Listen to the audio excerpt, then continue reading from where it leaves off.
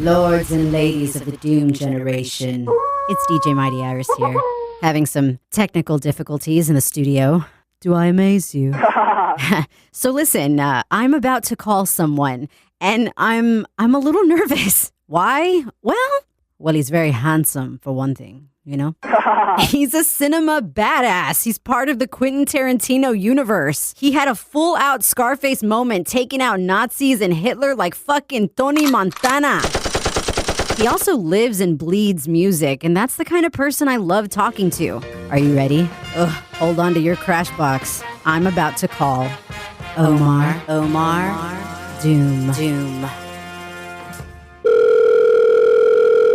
Hello? Hello. There you are. And I promise I won't save your number. I don't do stuff like that.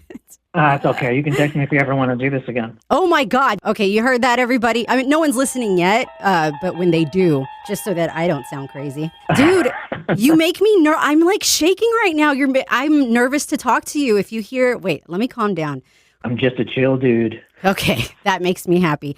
Omar Doom. How are you today? I'm good. How are you doing? I'm good. I'm excited for you and Bonnie. Congratulations on the new single. Yeah, thank you very much. This song took a while to put out because we got delayed a little bit, but I'm really happy to finally have it out there. Me too. Okay, so I want to get into that in a little bit, but first I want to get to know you a little better, if that's okay. Okay. So Omar Doom, where did that name come from? Because in the goth community, I know a lot of people that have cool names like that. Is that your real last name? So my real last name is Makdumi, and so it's just shortened. Okay. Yeah. Well, it was Quentin Tarantino that gave me the idea to just shorten it to Doom. That is so neat. And on that note, is it not the coolest thing ever that they used your name in Death Proof and in Inglorious Basterds? Did that blow your mind? They do, except I didn't play Omar in Death Proof. Right, but I saw your name on the... guy named... No, you play Nate. So I originally auditioned for the Omar character, but it didn't really go so well, so Quentin asked me to cold read for this character Nate, which ended up going really well. That is bizarre, Matt. So the Omar name was already thrown out there. Yeah, I had already known Quentin for a little while before that, and so he does put names of people he knows or people that are in his life in his movies. And so when I read the script and I saw that my name was there and it's this young guy at a bar, I was like, oh my God, he made this character with my name. Like, I have to be the one that plays it. So you know, I reached out to his people and, you know, was like, I have to read for this. And finally he was like, all right, but you know, you're going to have to go through the ringer like everyone else. So I had to first make a video to send to them. And I broke every rule in the book on that video. You're supposed to be a plain video with a white background. I made a whole soundtrack and a whole background and like a scene set at a bar. Oh my God. And, luckily he loved it. But he is Quentin Tarantino, so he does think out of the box. And he loves music. He like designs movies around the albums he had. Like, it's so rock and roll. What songs did you use in your video, if you don't mind my asking? In the casting video, I used Send Me a Postcard by the Shocking Blue. They were famous for singing the song Venus that Bananarama covered. Oh, that's so cool. Okay. Oh, I bet he appreciated that too. Yeah. How did you meet him? We knew each other through friends, and we met at this bar in Los Angeles that's now called The Woods, but it was called the Lava Lounge. Ooh, that's so cool. So how long have you been wanting to create music? Your music's very cool. I started at a very young age with like classic piano and violin, and then I moved to drums, which I was like infatuated with, then guitar, then I was singing, and then I was forming bands and kind of just like teaching everyone the parts, which I guess I still do. Oh, that's very neat. Okay, so music's in your blood. Do you produce? Yeah. Straight Razor stuff? I write all my music, yeah. Oh, but when you perform, is it you and someone else, or is it just you? It's me and someone else. Okay. Is that like a DJ you have, or does he co-produce? No, there's like a keyboard player and a playback guy. Oh my God, so you are Doom Vision Records. That is so neat. When did that start? I thought of that a couple of years ago as a place to release my own music and also music that I love and music from some of my friends. I put out something by an artist named Destroyer. So you just got back from a tour with VNV VNV Nation. That is huge. How was it? That was amazing. You know, playing for thousands of people every night.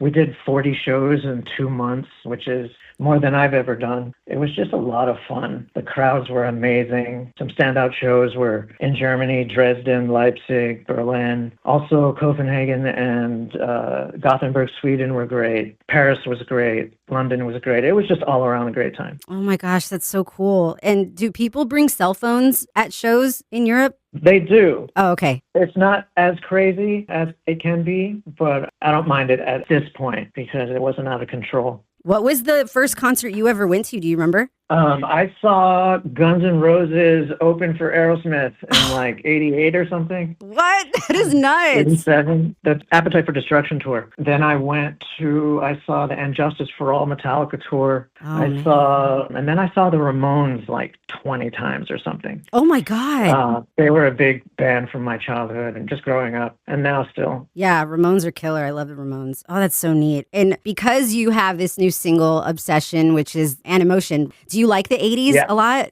Oh, yeah. I think you can hear a lot of the 80s in my music, too. Yeah. And I've always loved that song, Obsession. Me too. I've always been drawn to songs that feel like, you know, they could just snap at any second. And like Obsession already had that tension built in. Yeah. So Bonnie and I kind of leaned into that instability and made it like a dangerous game between two people. It's glossy on the surface, but the blood is right underneath. Yeah. With Straight Razor, I hear a lot of Front 242, and you made me want to start listening to like some old school industrial. Is that at all an influence of yours too with Straight Razor? Yeah, like Nitzareb, Front 242, you know, all those guys. Another big influence of mine is Fad Gadget. Oh, yeah.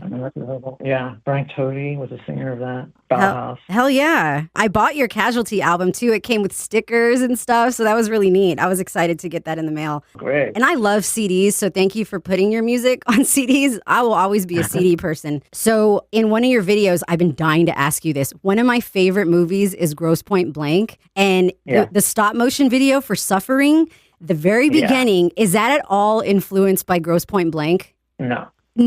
Oh my God. No. Wow. Damn. I'm so shattered right now. Have you seen Grosse Pointe Blank? Yeah. Okay. Yeah. There's a part in there that's very similar. And I was like, oh, he loves John Cusack. I need to talk to him about this. I do love John Cusack. Oh, me too. Yeah. Better Off Dead was a movie I saw a lot when I was younger. I love Better Off Dead. I'm a huge Howard Jones fan, and they play Like to Get to Know You. Well, I fucking love that song. I love Howard Jones too. Oh, you do? I saw him twice. Have you seen him live before? No, I haven't. He sounds exactly the same, so that's pretty cool. Okay, now, how did you even hook up with Bonnie McKee? How do you guys know each other? We actually knew each other for a while. So we met through mutual friends, and you know, I've always admired her ability to write pop hooks. Me too. That really hit you in the chest. Yeah. And so for Obsession, I wanted that sharp melodic edge to really cut through the darkness. And Bonnie brought this wild electric energy that perfectly balanced the danger and the desire in the song. Yeah, her voice is perfect. When did you guys film that video too? We actually filmed it last year. Get out. You've had this for a year? Yeah, we actually had this filmed a year ago, but it was delayed a little bit. If I get the chance to talk to her too, I plan on telling, because I'm a DJ. I DJ on the side, not as often anymore after COVID, but I've played so many of her songs in the club. And now that I have this single, yeah, I plan on playing that too, if I can book another gig soon. If you ever need a DJ. That's great. You'll have to let me know when you play. Hell fucking yeah. I'll take video of it. Do you DJ at all? Have you gotten into that? I have, but I don't really right now. I'm only doing Straight Razor shows. Okay. Yeah. Ooh, any shows you plan for Texas at all? I'll travel to Austin to see you. I'm in San Antonio, though. Yeah, I love Texas. I played in Austin, Corpus Christi, McAllen, and I can't wait to get back there. Ooh, we have a very fun goth community over here. I think you'd have fun in San Antonio. Oh, yeah. Can I ask you some personal questions about like movies and stuff real quick? Okay. Okay. Do you like horror films at all? And if you do, what are some of your favorites for this, spooky season that we're having right now? Texas Chainsaw Massacre, without a doubt. is one of my favorites. It's still one of the most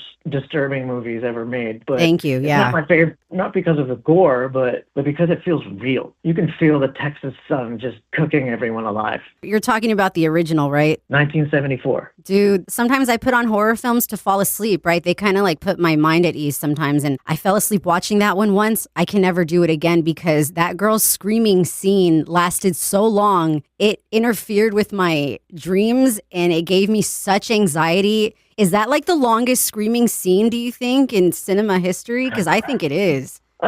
It could be. I don't know. I bet you that info is available. Any others that are your favorites? I like Giallo films. They're like these slasher whodunits that were made in Europe. There's one by a director named Dario Argento called Tenebrae. That is one of my favorites. Yeah, and also I like Mario Bava films. They were a few years before Argento, but there's one called Blood and Black Lace. Slashers, very stylistic slashers. Ooh, I'm going to have to look those up. So do you think you might work with Bonnie McKee again, like on a new album? Is there a new album that might be coming? I have another cover song coming out soon that I'm revealing right now, and I'm really excited about that one. That one doesn't have her on it, but yes, I do have another idea for a song with her that we may just do. Ooh, okay. Well, I'm excited. Casualty's badass. Thank you. Yeah. Yeah, I have another remix coming out for Carol Lee this Halloween season. She's in the band IMX. Oh, cool. Yeah. So before I let you off the hook, Mr. Omar Doom, I want to ask you one more question, and I'm pulling this right out of the page of a little cult classic movie called Heathers. Okay, so you inherit $5 million the same day aliens land on Earth and say they're going to blow it up in 2 days. What do you do with the money? Well, I'll probably waste the first day figuring out what to wear to the end of the world. But then the second day would be the biggest apocalypse party ever. And, the music will not stop until the sky burns. Fuck, yeah. Would you hire a band, like one of your favorite bands to play? As many as I can, actually. Ooh. Yeah, but I love Queens of the Stone Age. So maybe I would ask them if they would come. Ooh, doesn't Josh Homme live in Palm Springs? I think so. I've watched his interviews. Dude, he's so funny. I bet you he'd say yes to you, like, even now, like, without the $5 million. Yeah. Hell yeah. Well, thank you so much. No problem. This was a lot of fun. I will get to work on this, and I will talk to you soon. All right. Thanks for calling, and thanks for having me. Yeah. Tell Bonnie I said hi. I will. Okay. Okay, bye. Bye.